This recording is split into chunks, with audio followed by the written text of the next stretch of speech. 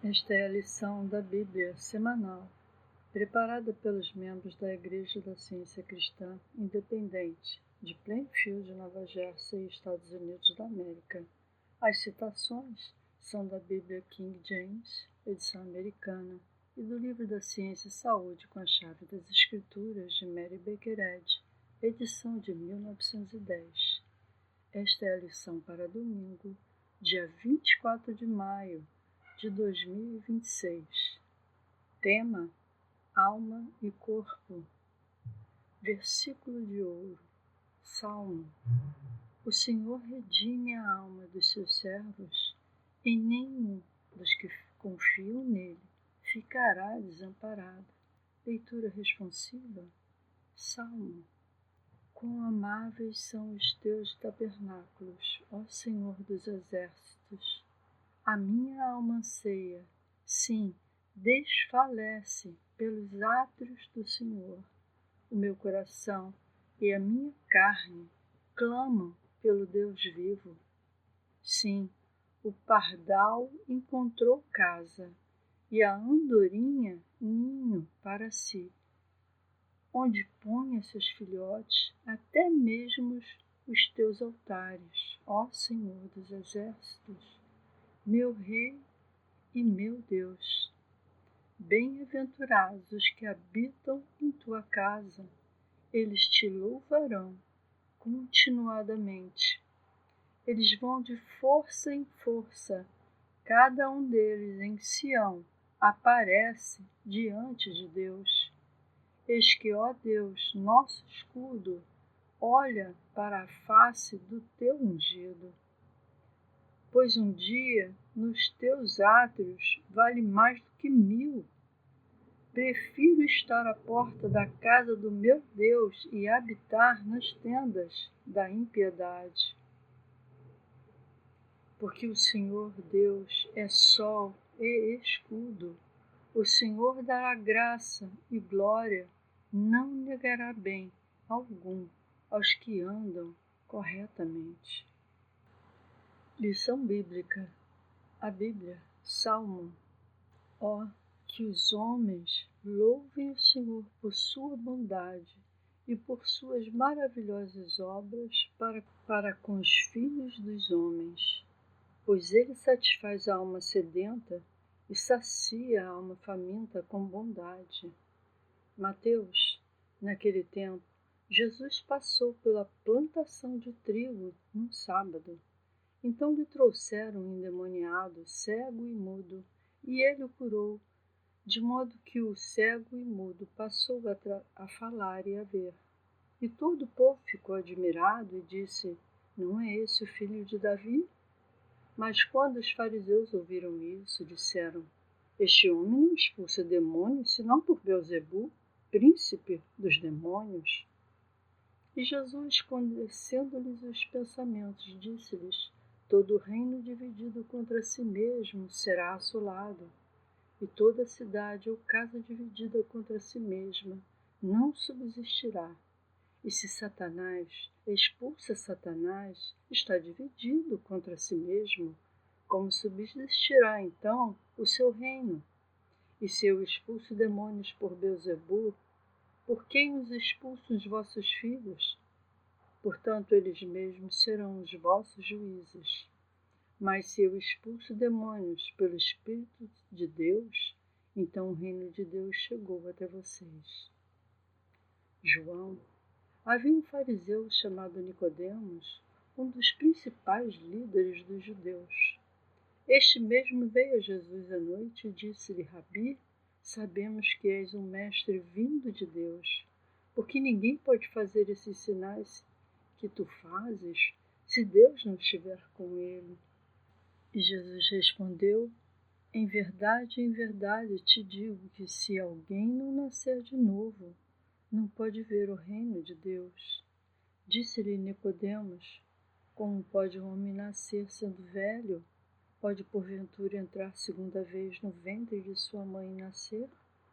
Jesus respondeu: em verdade te digo, que se alguém não nascer da água e do Espírito, não pode entrar no reino de Deus.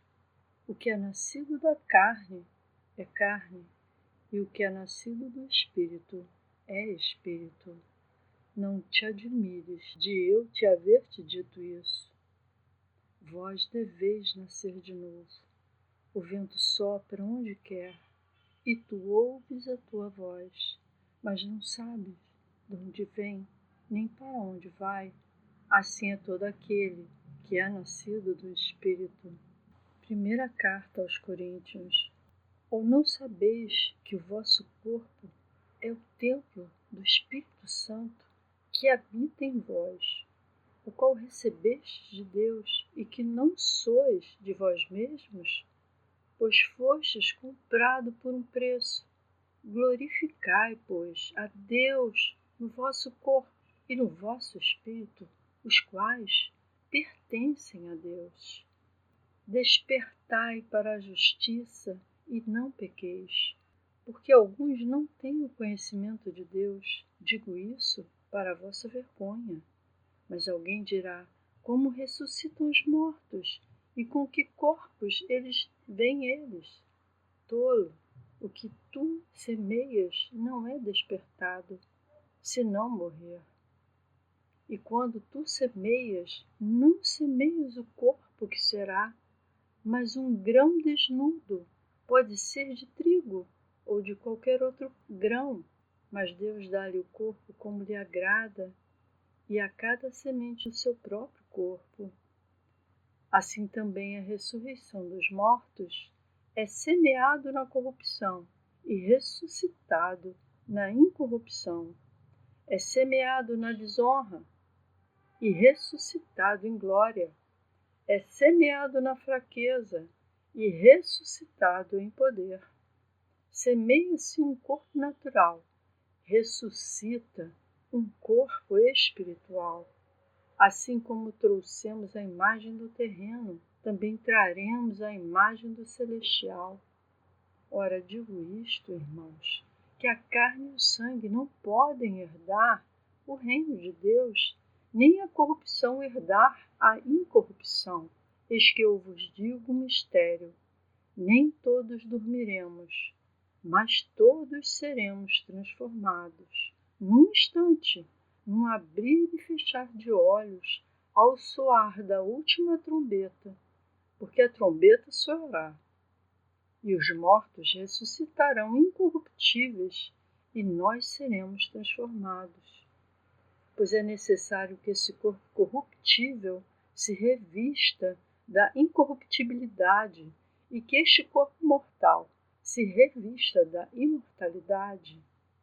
Quando, pois, este corpo corruptível se revestir da incorruptibilidade e este corpo mortal se revestir da imortalidade, então se cumprirá a palavra que está escrita: tragada foi a morte na vitória.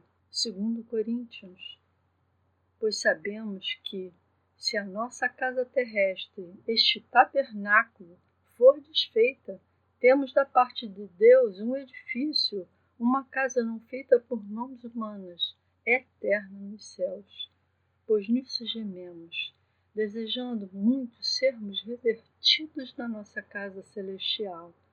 Se assim for, estando vestidos, não seremos encontrados nus. Pois nós que estamos nessa tenda gememos, estando sobrecarregados, não porque desejamos ser despidos, mas revestidos, para que a mortalidade seja absorvida pela vida. Ora, quem nos moldou para si mesmo foi Deus, que também nos tem dado o pendor do Espírito. Por isso, nós estamos sempre confiantes, sabendo que enquanto habitamos no corpo, estamos ausentes do Senhor, pois andamos por fé e não pela visão. Digo-lhes, pois, estamos confiantes e preferimos estar ausentes do corpo e presentes com o Senhor. Por isso nos esforçamos para que, presentes ou ausentes, sejamos aceitos por Ele. Primeira carta aos Tessalonicenses. que o próprio Deus da paz os santifique completamente, e que todo espírito, alma e corpo de vós sejam conservados irrepreensíveis para a vinda do nosso Senhor Jesus Cristo. Eu lerei agora as passagens correlatadas com o livro-texto Ciência e Saúde com a Chave das Escrituras, de Mary Baker Eddy.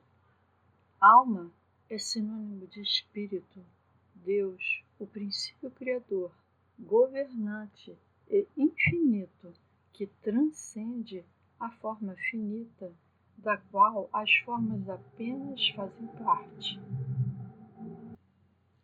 Pergunta: o que são corpo e alma? Resposta: a identidade é reflexo do espírito, o reflexo em múltiplas formas do princípio vivo, o amor. A alma é a substância, a vida e a inteligência do homem, que é individualizada, mas não material. A alma jamais poderá refletir algo inferior ao espírito. O homem é a expressão da alma. Os índios vislumbraram um pouco dessa realidade subjacente quando chamaram um certo lago belíssimo de o sorriso do grande espírito. Separado do homem que expressa a alma, o espírito seria uma nulidade. O homem divorciado do espírito perderia sua entidade, mas não há e não pode haver tal divisão, pois o homem coexiste com Deus. Templo, corpo, a ideia de vida, substância e inteligência, a superestrutura da verdade, o santuário do amor. A qualidade vital da mente é o espírito, não a matéria. A vida é a lei da alma, a própria lei do espírito da verdade, e a alma nunca está sem seu representante. O ser individual do homem não pode morrer nem desaparecer na inconsciência, assim como a alma, pois ambas são imortais. A crença de que a existência depende da matéria precisa ser enfrentada e dominada pela ciência antes que a vida possa ser compreendida e a harmonia alcançada. A alma possui recursos infinitos para abençoar a humanidade, e a felicidade seria mais facilmente alcançada e mais segura em nossa posse se buscada na alma. Somente prazeres superiores podem satisfazer os anseios do homem imortal. Não podemos circunscrever a felicidade aos limites dos sentidos pessoais. Os sentidos não conferem prazer verdadeiro. A mente divina, que forma o botão e a flor, cuidará do corpo humano, assim como veste o lírio, mas que nenhum mortal interfira no governo de Deus, impondo as leis e conceitos humanos errôneos. A natureza superior do homem não é governada pela inferior. Se fosse, a ordem da sabedoria seria invertida. Nossas visões distorcidas da vida ocultam a harmonia eterna e produzem os males dos quais nos queixamos. O fato de os mortais acreditarem em leis materiais e rejeitarem a ciência da mente não significa que a materialidade seja primordial e a lei superior da alma a última. O corpo parece agir por si só apenas porque a mente mortal ignora a si mesma, suas próprias ações e suas consequências. Ignora que a causa predisponente, remota e desencadeadora de todos os efeitos nocivos é uma lei da chamada mente mortal e não da matéria. A mente é a mestra dos sentidos corporais e pode vencer a doença, o pecado e a morte. Essa noção científica do ser, que abandona a matéria em favor do espírito, de modo algum sugere a absorção do homem pela divindade e a perda de sua identidade, mas confere ao homem uma individualidade ampliada, uma esfera mais vasta de pensamento e ação, um amor mais abrangente, uma paz mais elevada e permanente. A ciência do ser revela o homem como perfeito, assim como o Pai é perfeito, porque a alma ou mente do homem espiritual é Deus, o princípio divino de todo o ser, e porque este homem real é governado pela alma em vez dos sentidos, pela lei do espírito, não pelas chamadas leis da matéria. Nossas teorias cometem o mesmo erro a respeito da alma e do corpo que Ptolomeu cometeu a respeito do sistema solar. Elas insistem que a alma reside no corpo e na mente, sendo, portanto, tributária da matéria. A ciência astronômica refutou a falsa teoria sobre as relações entre corpos celestes e a ciência cristã certamente refutará o erro ainda maior a respeito dos nossos corpos terrestres. A verdadeira ideia e o princípio do homem, então, se revelarão.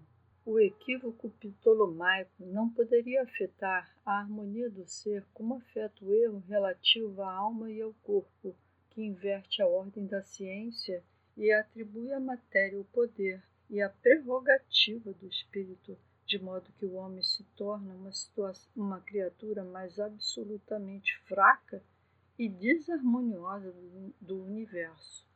Estar presente com o Senhor não significa ter mero êxtase emocional ou fé, mas a demonstração e a compreensão reais da vida, conforme revelado na ciência cristã.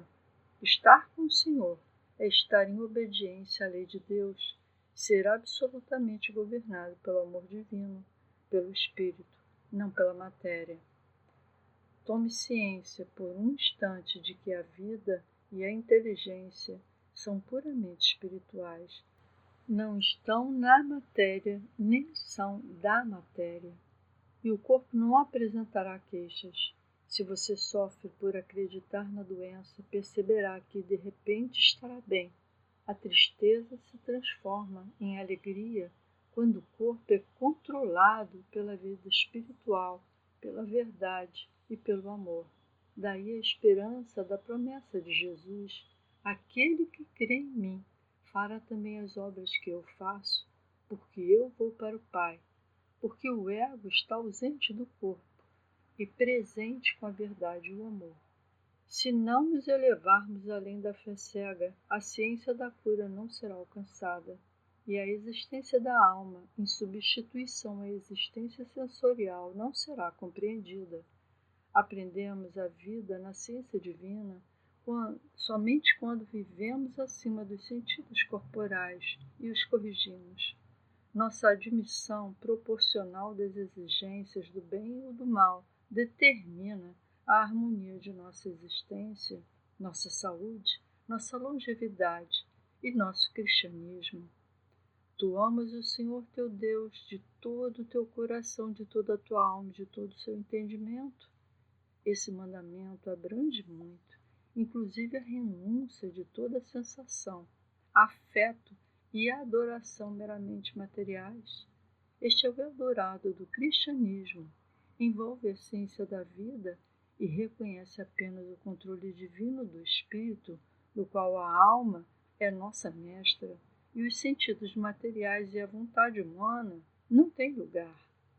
Quando a humanidade compreender essa ciência, ela se tornará a lei da vida para o homem, até mesmo a lei superior da alma, que prevalece sobre os sentidos materiais, através da harmonia e da imortalidade.